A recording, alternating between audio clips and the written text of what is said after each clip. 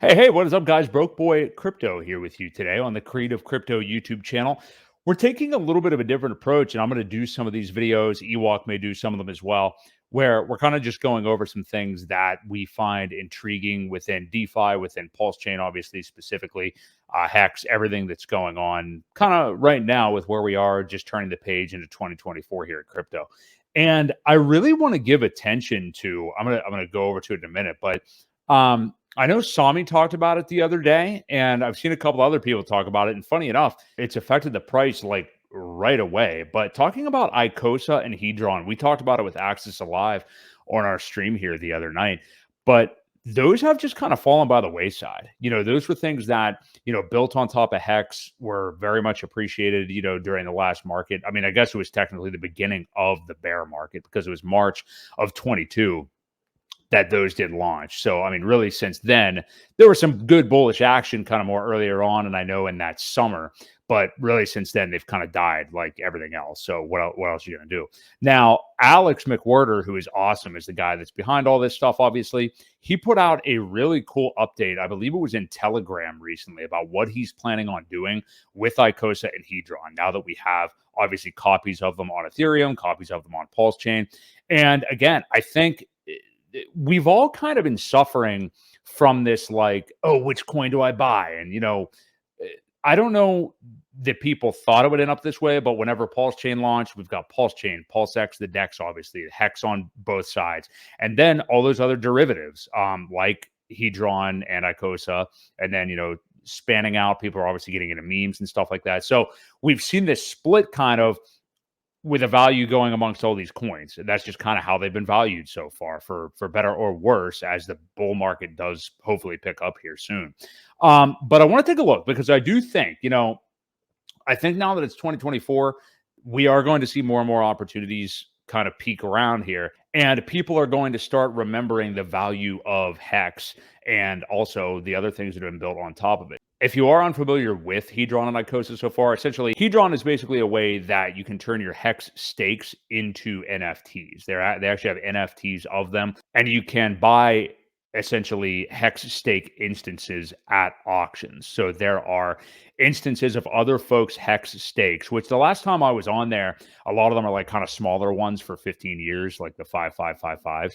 And you can buy somebody else's stake, the NFT of it, and then you basically will then possess the stake. So that's what Hedron is. And then Icosa is a way to, it's basically tied to the value of the HEX T-Share. So as that kind of goes up over time, Icosa also will pump. So that's why it's leverage on HEX.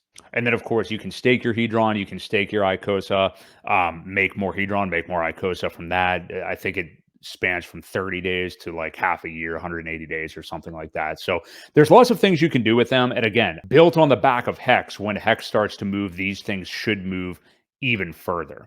And we're going to get to where Icosa on both chains has been going in the last few days. But real quick, so I like what Sami says here. Icosa is a leverage play on HEX recovery. Now, he doesn't really mention Hedron here, but I think it obviously would be as well. And we're going to look at the charts here in a moment. But he said not many people follow Alex on Telegram here. We're going to look at what he was saying here in a moment about the updates that are coming to Icosa. One of the points that I find really intriguing is right here. It will let you stake EHEX from PulseChain side on the PulseChain side. So HEX on Ethereum, you can stake on PulseChain. And again, these aren't guarantees, but that could be something that Alex is building. Okay, so let's go down here to what Alex actually talked about. So I needed a refresher on this because I forgot what it was. Let's dive into it together because, I think it's important to have these in video format too, so we can see just what is going on. So he says, it's time I share phase one of what I'm working on. This was back in August, I believe, of 2023. The future of Icosa and Hedron, what's been thrust into a world where we are now spread amongst two chains in an effort to innovate. Interoperability between these two chains is, in my opinion, a must. And I agree with him there. He says, my previous post about the HSI marketplace was but a snippet of the reality. This is more or less a relaunch of Icosa and Hedron as one protocol named Icosa Hedron. And the symbols kind of look the same too, so that also fits. The core of this new multi-contract protocol is extremely similar to the previous two. However, numerous alterations and improvements have been made to facilitate multi-chain interoperability. This is not an airdrop. If you have liquid Icosa or Hedron tokens, you will have to trade them in to upgrade. So you would then basically you would trade in those tokens to upgrade to the new Icosa Hedron. If you have Icosa, Hedron, or Watsa stakes, you can upgrade them to the new version and keep any existing yield. If you have HSIs, you can upgrade them to the new version and keep any existing yield. So TLDR, HSIs get new features. You can bid on either chain with native or bridged tokens. You can stake with native or bridged tokens. You can use the marketplace with native or bridged tokens. So hopefully testnet by Q4. So he was saying testnet and basically this last quarter, which obviously doesn't look like it happened yet. The next part refers to the HEX NFTs called the HSIs that Zombie said here. So HSI, current HSIs are upgradable to HMIs, HEX mining instances. HMIs maintain previous all HSI features. HMIs can call arbitrary functions, i.e. to be able to claim airdrops to native HEX miners. He says, note, this is only partially true for HSIs upgrading to HMI. Stakes created as HMI from the beginning, however, have full control over airdrops. HMIs can have multiple owners, multi-sig. HMIs do not need tokenized. They're always in token form. So for Hedron, you can batch mint support. Hedron can be minted against multiple stakes in one transaction.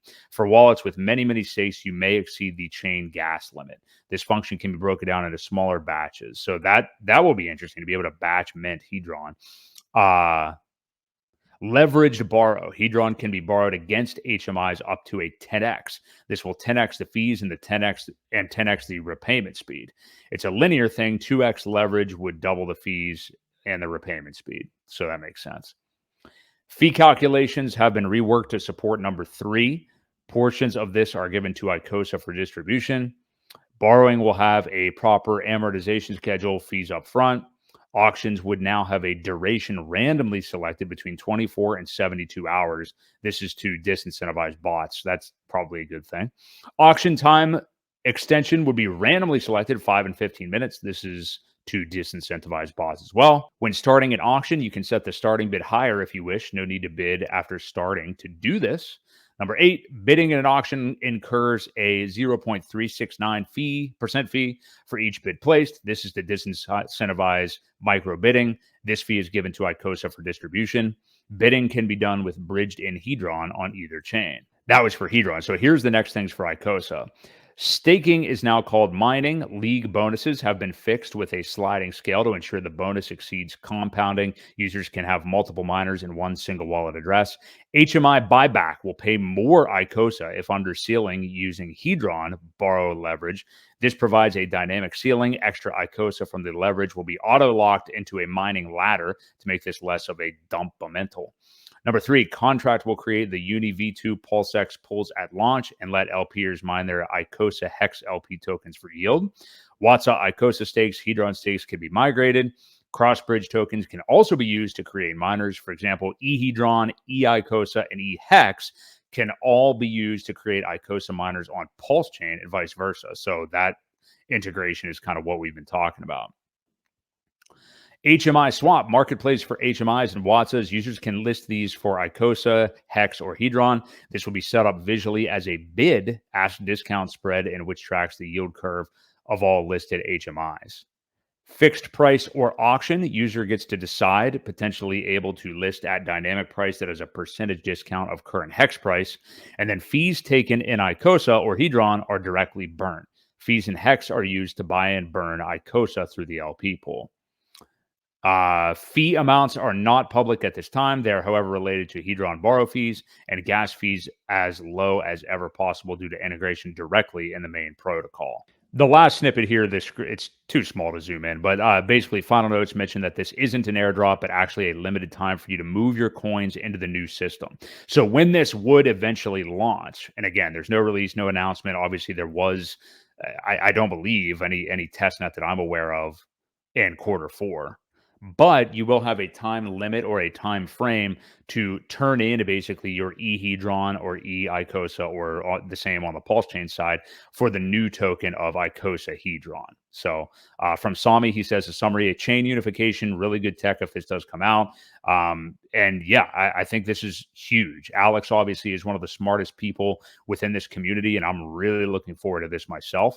So here is Icosa against Hex, okay, on Dex Screener, and this is on PulseChain, and I got the weekly up here, so you can see already, like, just who knows? I mean, Sami likes to say he doesn't affect the market, but we saw a big candle. I mean, it's pumped like 75%, I think, in the last couple of days.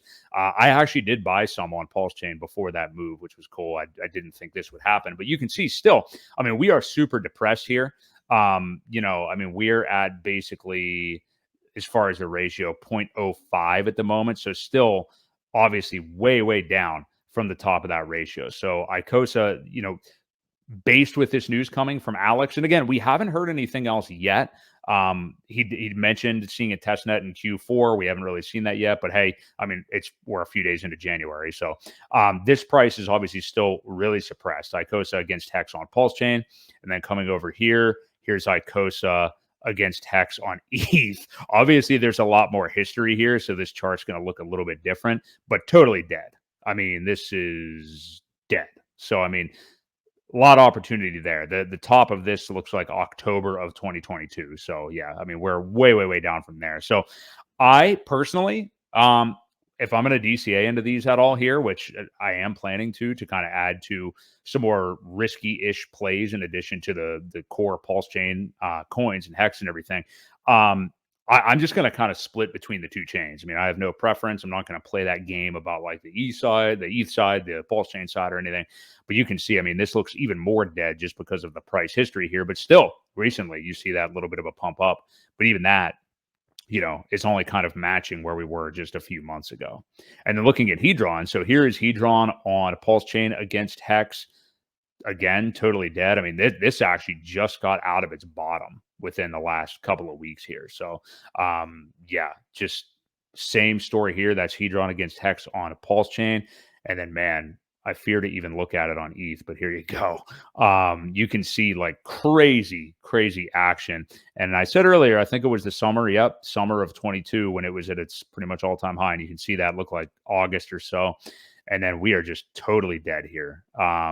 So, yeah. I mean, you literally are buying the bottom right now of Hedron against Hex. So these charts look, I mean, we talked with Axis, Ewok and I just the other night. I mean, Hedron is like a 50x off of its all-time high against USD. So to sum it up, yeah, I agree. I mean, I don't think Sami's been the only person talking about it. We brought it up the other night with Axis, and I think there's just a lot of opportunity here. I mean, you saw where the charts are for both of them. They're for Icosa and Hedron on both chains, both pretty much dead right now. I definitely believe in Alex. I mean, another thing I saw in that Sami tweet, and he's totally right about this, and Richard has, I don't know if he actually ever called Alex by name, but I know that he is, I don't want to say use the word promoted, but with Richard, he's very careful about the things he mentions because there's a lot of bad stuff being built in crypto and he doesn't want to promote a scam or anything like that, obviously. Nobody thinks that anything Alex is doing is a scam, clearly.